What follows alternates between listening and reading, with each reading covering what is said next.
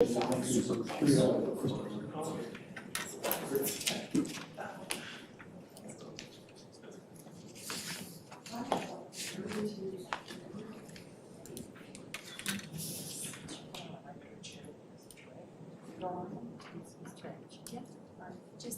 text me or I'll text you. Or bring me by. Mine says 5:30. Okay. Put you in president. It's one of the counselors. Ready to start. So we will call our meeting to order. Thank you all so much for being here tonight. Seems like we've been not together for at least a month. And so much is going I know, on. so much is happening. So glad that we are back together. Thank you for joining us tonight, staff and citizens. We appreciate you being here. And Tom is going to do our opening ceremony tonight. Thank you, Tom.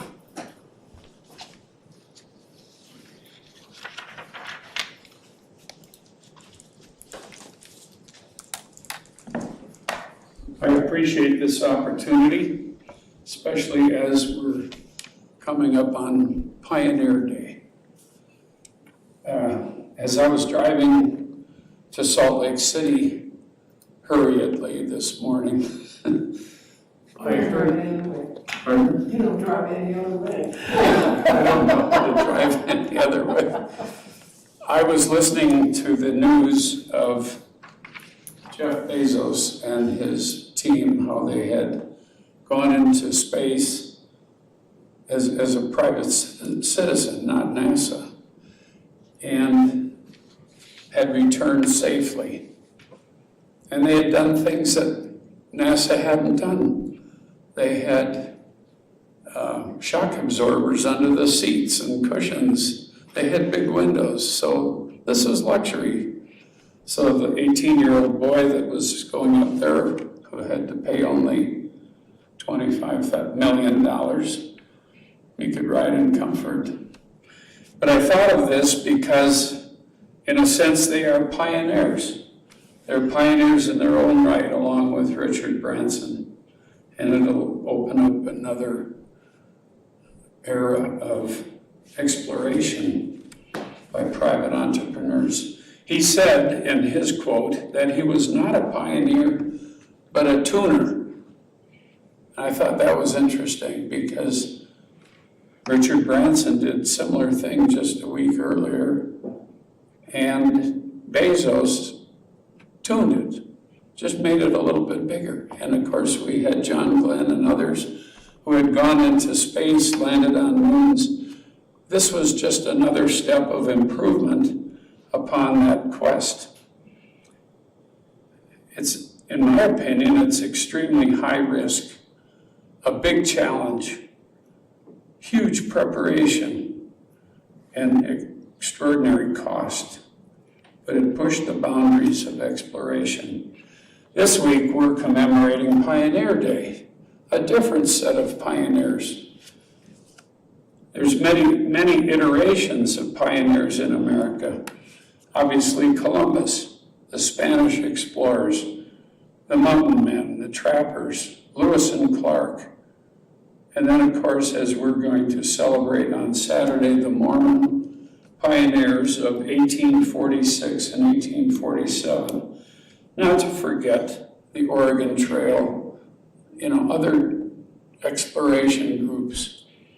I think we see these as daring and fun kind of things. We used to watch the cowboy movies about riding down the trails, and kind of a romantic version. However, they were rather difficult. In February of 1846, the Mormon pioneers first crossed the Mississippi River. February, the river had frozen for one of the very few times ever in history. Many of the pioneers crossed barefoot. They were fleeing mob violence. They were at gunpoint. Their leader had been murdered while under the care of a militia. The Missouri governor had issued an extermination order to kill any Mormons. Their homes were destroyed. I've read stories of how families, women and children in the middle of winter would be surprised when a mob would come by, rope the roof truss or beam, pull the logs off. Everything would fall down on them and they would have to walk to their next place, barefoot basically. They just wanted to live in peace, to worship as they saw, to raise families and crops. There have been many religions who have suffered persecution. The Lutherans, the Catholics, the Baptists, Muslims. But why is this? A few details on their journey. In Nauvoo to winter quarters, slightly over 300 miles. We can do it in 8 hours, 5 hours. We can do it in half an hour while flying. I remember flying across the country and I'd put the edge of the window on a spot on the ground and just watch as it would be going at roughly 600 miles. It would be a half an hour trip. The problems or dangers as these pioneers crossed. The number one was disease. Almost 10% of all the deaths were disease. If you take all pioneers together, there was an average of 10 to 15 deaths per mile. I would call that dangerous. The deaths or the illnesses that they suffered: cholera, dysentery, mountain fever, food poisoning, scurvy, smallpox. We don't see any of those today. Very, very few. But of course, we also still have pneumonia. Other dangers were lack of food and water, accidents as they crossed icy rivers, rattlesnakes, buffalo, gunshot wounds, mostly self-inflicted as their guns exploded because they were not made well. Very few were shot by the Indians or others. River crossings are extremely dangerous. And of course, severe weather, both extremely hot or the blizzards, as we know of the Willie Martin Handcart Company. From Nauvoo to winter quarters is 300 miles. It took them 3 months. They averaged 3 miles per day. 3 miles per day. I read a story of how daily journals, where sometimes they would make 1 mile in a whole day. There's an anecdote where Brigham Young spoke and he said, today, it was a good day today. We only had 1 puddle. It was 2 miles long.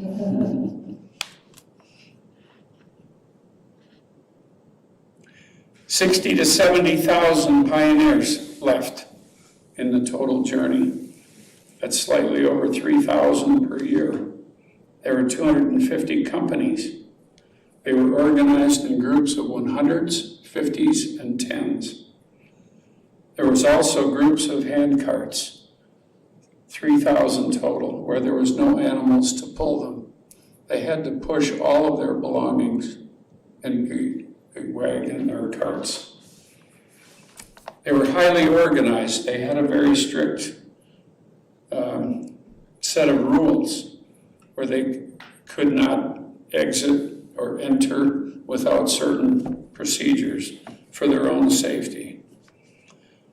They experienced transformation from what would have been an unfortunate necessity, in other words, the travel, to what became a shared spiritual experience by suffering together. The death rate in total for the Mormon companies was only 3%. 1/3 of the companies had no deaths at all, largely because of these rules. Overall, my comment is, this changed lives and built a civilization. as I sit on my deck, looking out over what I can see of the valley, daily, I give prayers of thanks for this community, the people that are managing it now, mayor and chief, and all of you who contribute to making this one of the greatest towns, cities in America right now. I'm grateful for our pioneers. I'm grateful for all that we have. But I think we need to pause and give thanks for those who suffered, that Logan could be settled, Cache Valley could be settled. We have much to be grateful for. Thank you. Let's do the Pledge of Allegiance.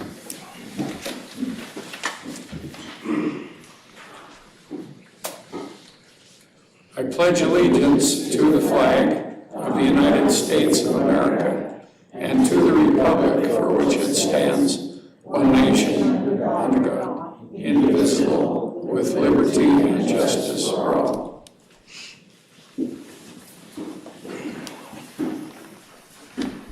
Thanks for sharing that with us, Tom. Appreciate it.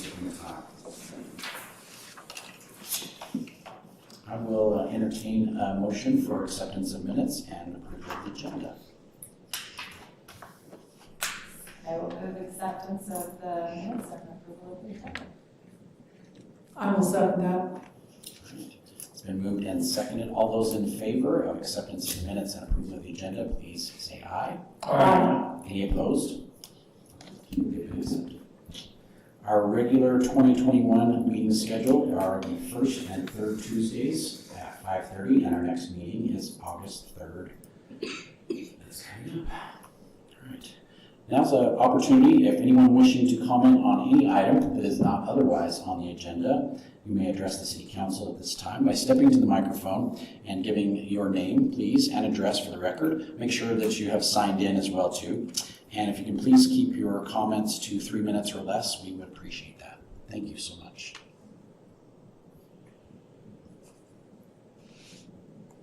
It's been a long time since we've had this. Just reminding everyone.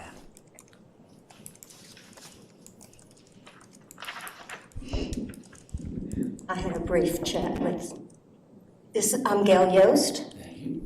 I live here in Logan on First East. I had a brief chat on the way in with Karen Clark, whom I know from having been part of the Friends of the Logan Library since its inception.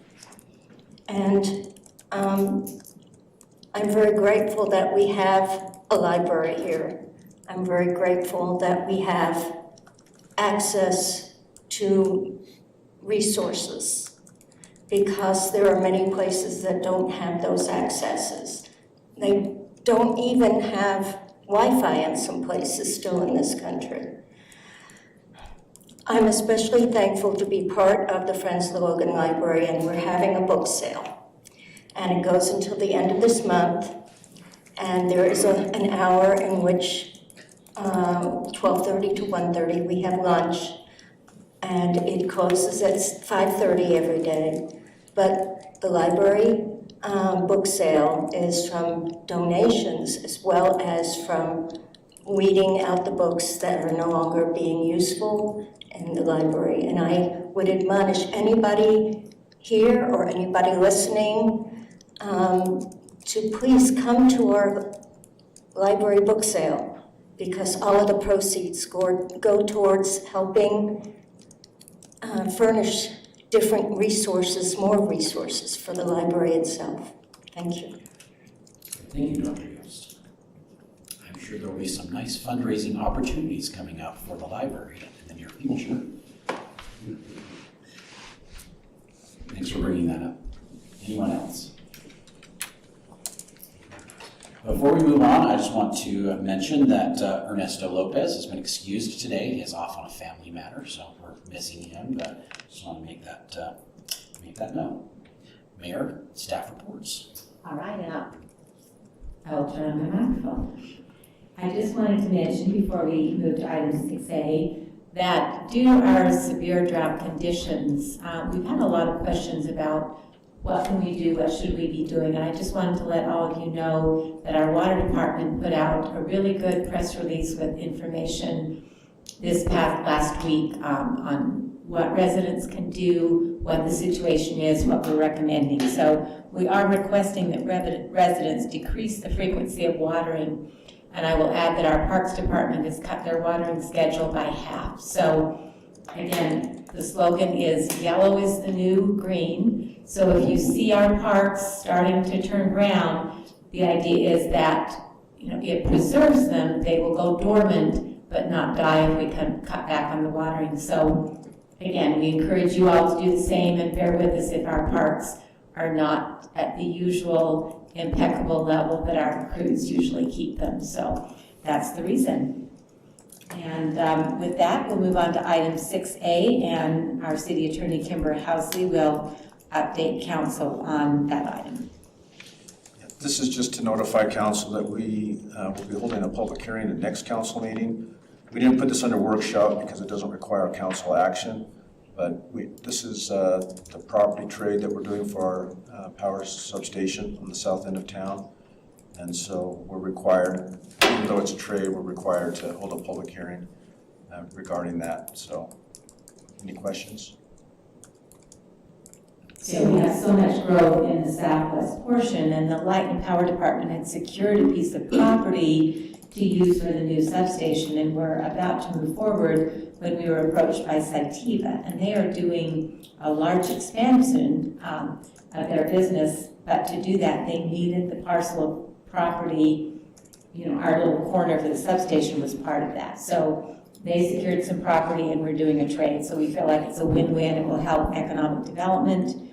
Again, we try and encourage our local businesses and help them with expansion. It's easier than attracting new businesses.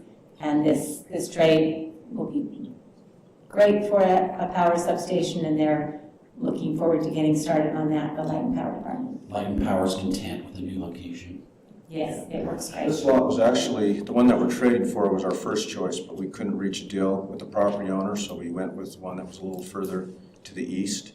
But this is actually closer to our infrastructure, so it's actually a better site. So, Jeannie, comment? Everybody answered it. And I'll say a word. Wonderful, wonderful. No, I just didn't know if she's. Okay. Mayor, if someone was interested in finding the schedule of festivities for Saturday's events, where would they find them? They should go to the Logan City website and look under the Parks and Recs tab, and that department is great about posting everything. The parade will start at noon, and I believe all of you council members that are here, again, I know Ernesto is out of town, we will be riding in the city's antique fire wagon with those beautiful High Point Clydes with two of them pulling the wagon, so it should be a fun parade. So we'll be in the noon, it could be hot, but yeah, will be. Will be hot, right? And then again, there are activities following the parade, all kinds of activities all day, and also earlier that day at Willow Park. So it should be a great place to go with your family to celebrate the holiday. Excellent, thank you. All right, Vice Chair Simmons, update on our Planning Commission. Planning Commission is heading into high gear, and they will be extremely busy in August, September, and October. From what I understand, we have some code changes that will be coming our way. But the past meeting was just a property line adjustment for the development that's on 6th West and 2nd North. And those are done often, not because anything's being sold, but because of financing. So the way they changed the property lines a little bit for financing purposes. So that's all they know. Thank you for that update. All right, let's move on to our action items. We've got Resolution 21-38. this is another power substation. This is the one on the east side. If you recall, initially we had proposed to put it near the in the Deer Pens subdivision property.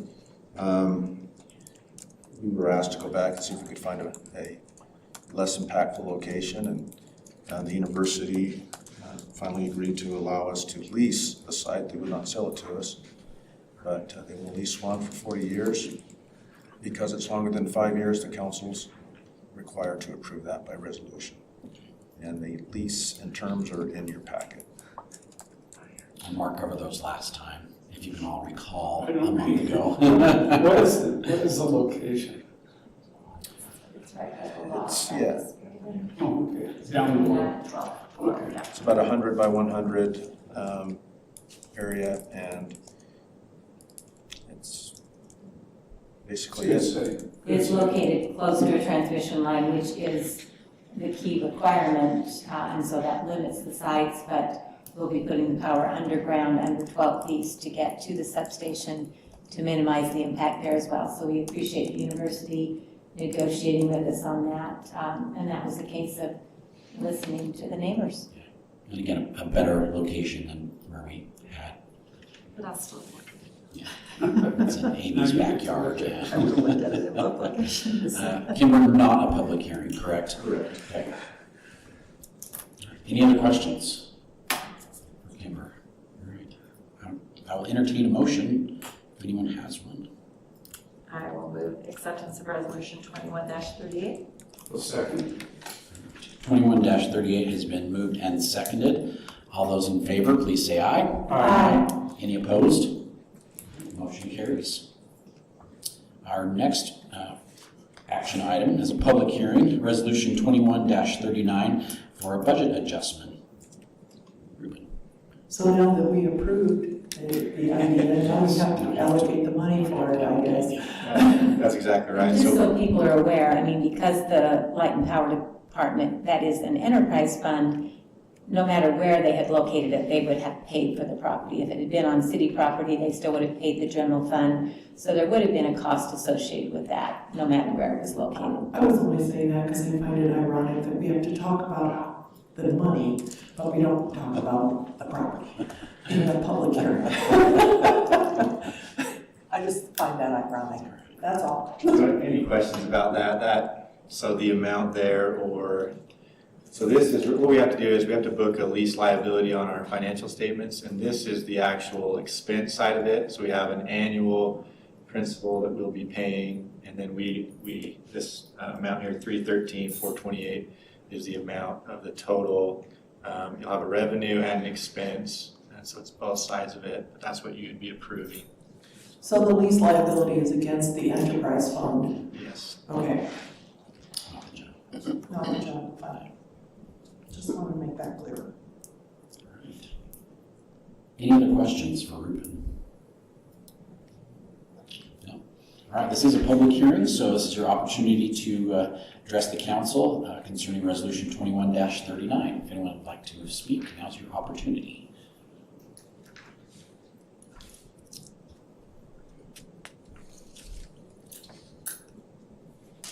I do not see anyone speaking, so we'll bring it back to the council. Jeff, the microphones are working wonderfully, by the way. So They echo. I can actually hear yourself, so thank you so much. All right, we'll bring that back to council. I move we approve resolution 21-39. I'll second it. All right, it's been moved and seconded. Any other discussion? All those in favor, please say aye. Aye. Any opposed? All right, motion carries. Let's move on to our workshop items. Resolution 21-40, more budget adjustments. Mayor Deans. That's correct. Just to give, again, I sent council an email with some background information, but just to let the public know what we are proposing here for council to consider. 3 years ago, the state legislature created a funding source to help with the law enforcement costs of homeless shelters. It was primarily to help Salt Lake City and some of the bigger metro areas. Again, it didn't go to actually help fund homeless services, but there was a big problem in the Pioneer Park area and so on. Again, at that time, they simply appropriated a portion of cities' sales tax, cities that did not have a homeless shelter, which we did not. CAPSA is considered a homeless shelter because they house homeless victims of domestic abuse. And they have recently expanded their facility, and the law's also been changed slightly, so they now have the number of beds which qualify. So we would, without CAPS's services here locally, which help local people, we would be sending approximately $100,000 a year to the state. Again, this came from the general fund, so it was from, parks and streets and those sorts of things. But they have come to us and asked that because they're providing that service and that money would have gone out of the valley anyway, could a portion of that be allocated to them to help cover those services? And again, we also met with Representative Johnson, who's been active in homeless issues. Amy's been involved in that with the Homeless Coordinating Council here locally. Jill Anderson, who's here from CAPSA. And we agree that there probably needs to be a better long-term solution. Representative Johnson has agreed to address that. The state now has sort of a coordinator for those issues statewide, former Representative Niederhauser. So he's going to try and work on that on a long-term basis. How do you fund it equitably so everyone statewide participates in addressing this need for our state? But in the meantime, for this upcoming year, we'd like to ask council if they'd like to appropriate $50,000, it would be $25,000 in kind of each of two segments, fiscal years, to CAPSA, again, to support their homeless shelter program. So that's the background, and it looks, again, like Jill is here. If council has any questions they'd like to address to her, although I didn't mean to put her on the spot, but so that's the proposal. Does that eliminate the 100,000 that we send to the state? Yes, it does. So we would still be able to return $50,000 to the general fund, which is where it came from, and then $50,000 would go to CAPSA because, again, now we qualify to keep that money in our community. A much better way to spend that money. And none of it needs to go to the police force? No, but again, the tweaks to the law are allowing for some grants to the state from this larger fund to help with some of the law enforcement costs. Fortunately, we are blessed here locally that, again, CAPSA runs such a good organization that we really don't have additional law enforcement costs associated with them. And they have a good partnership with our police. If there are domestic violence issues that our police come upon, they know they have that as a resource. And again, we have a good partnership going there, but we are going to apply for some of those grants to see if we are eligible for some additional law enforcement funding as part of that. So would it be possible in the future for us to use the other $50,000 if we were to create a more broadly based homeless shelter in the community? Again, we could, and we can try and figure that out.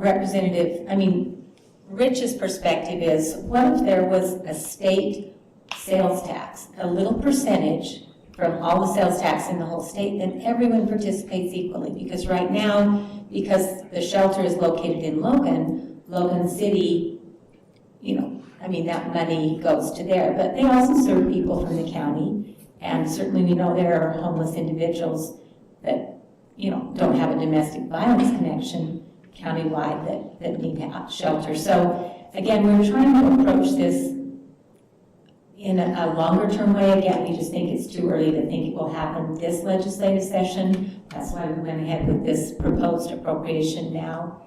But Representative Johnson is already starting to kind of put some coalitions together. Again, there are other communities that put a tremendous amount into this fund through a sales tax, and they don't get anything back for their community. We're fortunate to have CAPSA. So there maybe needs to be a bigger picture look at how we deal with that going forward. In Salt Lake, they used to have it all in one area, one park. And I know there were studies made whereby they then came up with 3 major homeless shelters, and then even a 4th one, Pamela Atkinson, Pamela's place, we even built that. So in the long-term plan, maybe you can help answer this. Because if some people should not be next to other people, women should not be next to, or children next to dangerous people that still might need homeless. So is that the direction we're moving in, where there might be So necessary separation. Again, I think that this. Jill's only taking care of the homeless by domestic violence, not all homeless people. So Yeah. Cassie So it's just will, one Cassie part. will just have continue to serve their same clients. It won't be people who are in general homeless for a variety of reasons. Thank you. Does that answer your question? Yes. And is this an ongoing appropriation or a one-time? This is a one-time appropriation as we look at what is the best overall solution long-term. So, Thank you. but again, we are doing 25,000 now, and later on, we will come back to do the other 25,000 after we make sure we indeed get the money back from the state, so. That makes sense. Any other questions for the mayor? Great, thank you. Thank you so much. All right, another budget adjustment. I'm not going to read this one since it's kind of long. Resolution 21-24. Ruben, would you explain that for us, please? Yeah, so this is that time of year where we get, the majority of our grants come in because it's a new fiscal year. So the majority of these budget adjustments you see on here are grants. I'll point out, if you want me to read them all, I can.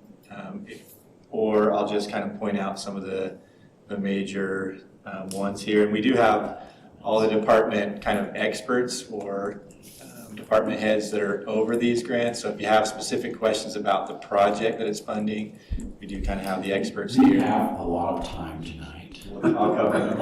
And these are large numbers. Are you okay if we go over those? I think it's a good idea. I would like to hear some Yeah, detail. there you go.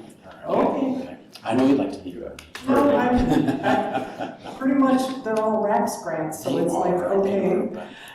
There's, It'd be good to, I think it'd be good to. yeah, we'll cover those. So the first one is 201-201. This is a state grant from the outdoor recreation, so Utah Outdoor Recreation, and again, it's for the Logan River Trail 600 South Menden Road project. So that's what that would be. So this would be a state grant, so we would report that like we do our other state grants, but this is not a federal grant passed through the state, it's actually from the state. Any questions about that project specifically? Okay. So the next one would be, these next, I'll cover 4 of them, they're RAPS grants. So the first one is $160,000, and that's for trappers, park restroom, and parking lot asphalt. Again, if you have specific questions about the project itself, I think it's kind of self-explanatory, but Russ is here and he can kind of cover that. Well, that's just the parking lot, not the road, correct? The road leading to the parking lot will still gravel. We're going to try to stretch that as far as we can. Okay, good answer. That's why I might go 3/4 of the way. Yeah. They'll just do one, they do one side of the road. So yeah, that's the $160,000. The $115,000 is for you pickleball lovers out there. This is Bridger Park pickleball court lights. So, that's been something that a lot of people have wanted. Lights there. $197,000. That's Logan City Center Block Plaza. So splash pad and ice rink. And then if you jump down a little bit, there's the $125,741. So that would be RAPS, that's the population allocation. And so that would be used for Independence Day, July 24th, Pioneer Day fireworks, Logan River Trail, flood wall, Riverside Creek Trail, and sports complex infield groomer. So as much as they can spend on those projects with the So, population can I split. ask one question, Russ? Will we be getting a budget like we used to for the fireworks? Our report and how much it cost? I'm not sure, that's a good question for Rich, I'm not quite sure how that would be handled. This would be part of that because the fireworks expense is going to be, or the funds here out of the population allocation will fund what was done for July 3rd and also what would be done this Saturday. Right, but usually you bring us a budget. But usually Freedom Fire is That's the typically a budget. really big ticket item. And without doing that, you know, we don't have the stadium rental, we don't have the production costs, we don't have the band expenses. So, again, we're having a hometown celebration, so it's really, they're kind of just more absorbed within the Parks and Rec budget, but I'm sure he can itemize it if you'd like him to. There's two costs, Jeannie. Because we used to use the pop split to pay for a good portion of Freedom Fire. Yeah. And if we're doing the down home, hometown side sort of thing, it would be nice to know where the pop split's going. Okay. Sure. Well. Yeah, in the past, it's been somewhere around 90,000 when we did this 2 years ago. This year, it's 30,000, 15,000 for each aerial fireworks event. And that's, you know, that leaves you a lot of pop split left. That- And I don't know where that goes. That's what these other projects that Ruben was referring to, under that population allocation. So this way they can go into capital projects that will, you know, will benefit citizens from year to year. Yeah, so the rather than trail, just being blown, you know. the trail flood wall is one of those projects. The Spring Creek Trail is another, and the infield groomer for the Willow Park Sports Complex is another. And will that take all that money? That's our expectation based on our quotes, that the entire 125,000 besides the fireworks, the rest of that population allocation would be expensed. Okay, and who makes, I'm sorry, I don't mean to ask these so many questions, but in the past it has all been used on fireworks, and so I didn't really worry about it, but who makes the decision what else it is expended for? Well, I have to make a recommendation back to Rich and the mayor. I just know that we're able to do more with it because the amount of allocation that we had to put towards Freedom Fire in the past isn't the same. So as the mayor is saying, we're able to stretch that and do more projects with population allocation money.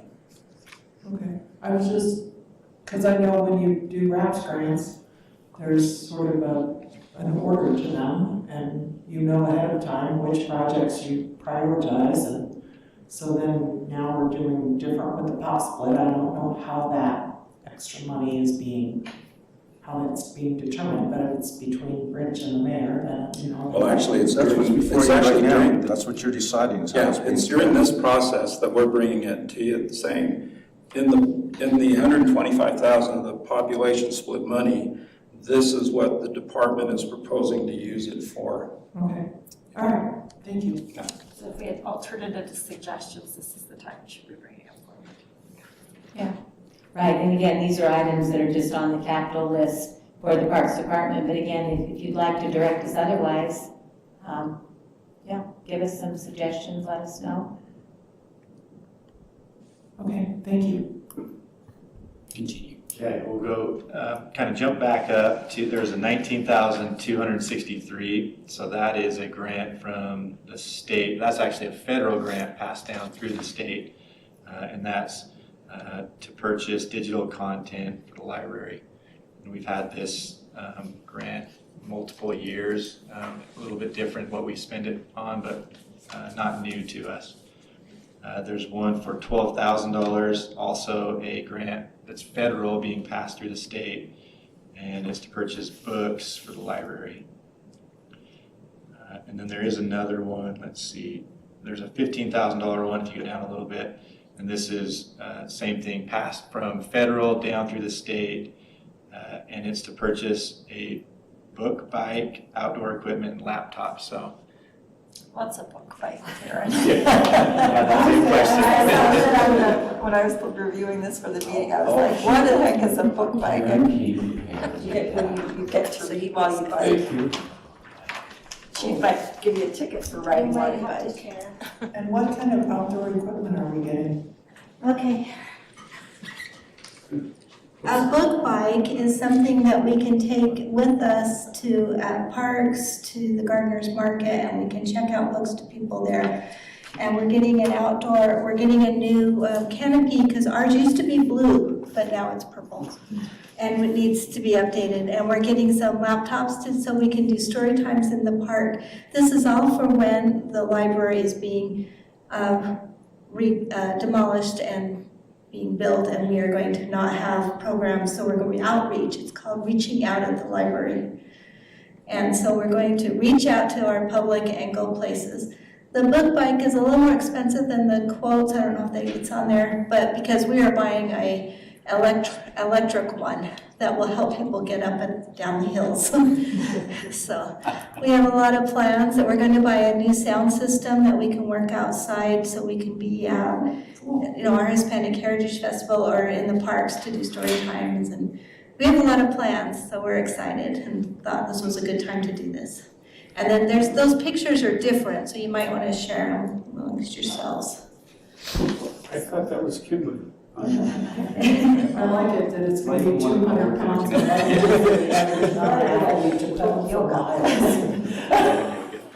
And actually, one of our employees rides her bike back and forth to work right now, so I'm like, yes, we've got somebody who's a little experienced. I love the idea to be able to take that to the market on Saturdays and over at Center Street on Wednesdays too. I think it's great. And I have to correct Ruben a little bit, sorry, but the $19,000 grant for overdrive it's called the ARPA funds, and this is the first time we got that. We usually do get a grant to help us with our overdrive content, but this one is different. And so we're going to have a lot of online content added to our stash this year, which will be really awesome for our patrons. Anything else? I just tried to get a book, and it's a 26-week wait for the book I wanted to get on Libby. Yeah. I was like, 26 weeks. I know, we want to get that downtime, but we have to take some classes to learn how to spend this special money, and then we can get your thing. But we just got some too.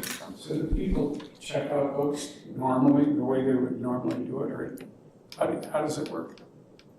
The digital content Well, or the? I checked out books yesterday, I used my Yeah. book card. So you go to a park or whatever. Yeah, we'll do the same thing. That's why we need a laptop, and it's going to have like a little electricity, a solar panel with it, so you can, and we have Wi-Fi hotspots. Mhm. Yeah, we're hoping they're not going to return a lot to us back. And so they'll call me and I'll come help them. All the checkouts and no returns, yeah. Oh, returns. You can check out anytime you want, but you can never leave. Yeah. Thank you, Karen. Thank Yeah. you so much. That's innovative. See, aren't you glad we talked about all these allocations? Awesome. Continue, Ruben. Yes. Okay, perfect. We'll move down. So those were all really grant funded. The next one is $6,702.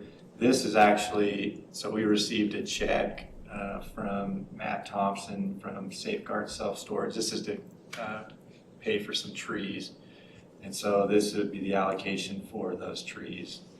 And we can give you specific if you want to know what kind of trees they are. So the next one, if you go down, there's $85,000 one. This is a state task force grant for the police department.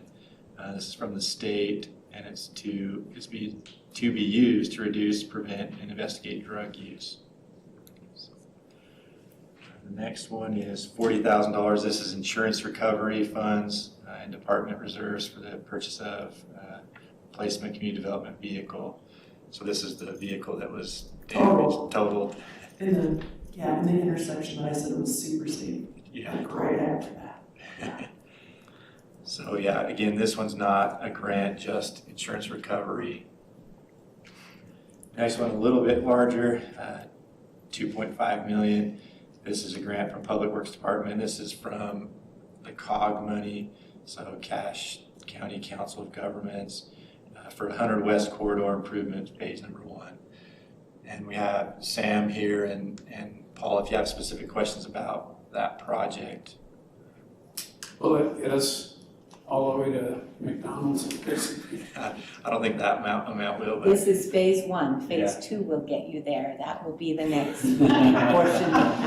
How far will it This will get you across the river. Whoops, over the river? This You will have get to you walk across off the your river. french I fries. gotta walk over to McDonald's. You better walk back too. They're also planning some nice pedestrian improvements as part of that bridge. They were able to get participation from Mr. Adams at the Gateway Development. So in addition to the trail that goes in through that development, there will be a pedestrian underpass on that bridge as well. Anything you two want to add there?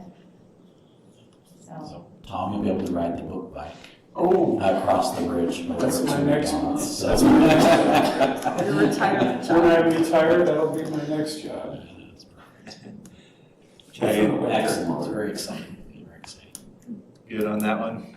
Okay, last one's $1,500. This one is a grant. Police department, it's awarded from the state to purchase police equipment. Excellent. Any other questions for Ruben while we have him?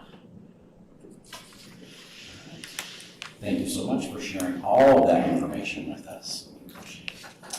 All right, moving on to other considerations. Anyone in the council have anything you would like to discuss at the moment? So we met with the audit committee this past week, and as people may or may not remember, we are now conducting an internal audit, which was part of state legislative changes. So we met with Ruben and Rich in this committee and kind of reviewed what they were doing and set some parameters moving forward on that. So super exciting meeting. I'll bet it was. Super exciting. From our concern on 4th of July fireworks, Mayor, or I don't see the chief here, did we have any incidents? We spend, as you know, we paid overtime for both police and fire to have units patrolling in those areas that are off limits. We are doing that again for the 24th. We have not received any additional moisture, so it's even drier than it was. People were really quite cooperative. They had some conversations and did issue a few citations, but we just encourage people to be extremely vigilant over the 24th of July with any fireworks because And we didn't have any little fires, right? I don't believe there were any little ones either. So let's keep it going. And thank goodness no big ones. Yeah. Pardon? Thank goodness no big ones. You said any little fires, I said. So scary. Anyone else have any updates from any boards or committees that you're participating on you'd like to share? Well, Anything of note? we did have another meeting with our architects for the new library, and I told the mayor that I'm gonna be excited for the coming out party. So, we're getting close. Getting so close on the library. It was exciting to see what they put together, so. We had an update in our water advisory board. We had a wonderful discussion on the new tank that will be built up in the below cliffside and above Thrushwood Sumac. And really, it's an amazing thing. That'll be a blessing, the pressurized system. But we probably ought to have a presentation sometime to the council. We can't. We were hoping to wait on a little more info, but we can't anytime. Yeah. That would be great. Anyone else? Had a couple people approach me about the National Day of Service on September 11th that's coming up. If anyone has any ideas, any thoughts, staff, if you have thoughts of what we can do to maybe encourage people to participate and some projects that might be noteworthy for us to participate in as a community. Mayor and I have talked about it briefly, but it's 2 months away. It'd be nice to have some projects ready. I think we have lots of people that would like to participate and they don't know what to do. And so if we had some great ideas of how we can improve our community, I think that would be excellent. It's up to you, Russ. Come up with all those ideas. Parks always need help. One other quick thing. I think Russ could just have us weed, Yes. because he hasn't been able to have enough Yeah. people. And Karen would like us to weed the library books too, so. No, she's doing a good job of that. I love that. That's like my favorite. That's my favorite term. So. Okay, you were going to say something. Yeah, so Cash Community Connections, if people are aware, is the civic and interfaith group that's been meeting for 15 years. No, 20 years, 25 years. 20, I think we started with 9/11. So 20 years. It's the 20th year anniversary. But if you have not gone recently to their website, with the onset of COVID and inability to hold events at the Tabernacle, there's been a series of videos, interviews conducted by the Tabernacle Concert Lecture Series Committee, interviewing different people in our community. So really cool. I encourage you to go look and watch and see some of them. So it's for people all over Cache Valley, just their life experiences. And the goal is just to have us all understand what our neighbors are like. So from Farrell Edwards is one of the people that was interviewed. Desiree Turner, if you remember her tragic story, is one that was interviewed. Claire Ahn. So just a bunch of people from all perspectives. So get to know your neighbors. It's cool. It's a neat thing to do. Wasn't Sabor interviewed as well? Sabor was interviewed, yeah. No, there's like 9 pages of interviews now, so they've been doing it 1 month. So it's a neat project. Is this ongoing? It's ongoing right now, yep. Anything else happening in downtown? I know you had a meeting last week. Was the downtown business? Yeah, we talked about the issues with garbage. People fortunately attending the Wednesday markets, the garbage cans have been of an issue. I think that's gotten resolved though, as far as the rotation of business owners in the city. And we are ordering a new can to install because we have so many successful restaurants. So, well, yeah, it's great. A great problem to have. It's a Yeah, great yeah, problem. it's really it takes a couple months to get it here and installed because the order time's a while. But Yeah, and then there's also this tomorrow, or was it last Wednesday, they started the Twilight Concert Series on Wednesday evening. So if you're looking for something to do, bring your family downtown after the market is mostly wraps up by 6. But that's beginning. and where are the concerts located? I know that they were talking about doing a stage in the alley.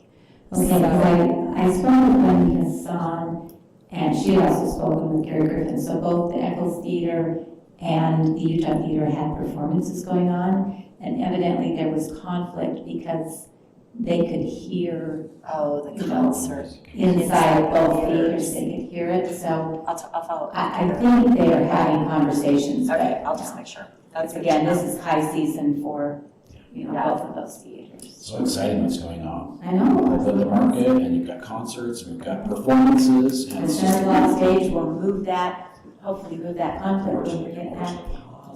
What's the schedule on the center development? We are working with the architects and hope to have some demolition happening by November, December. Good. We're excited.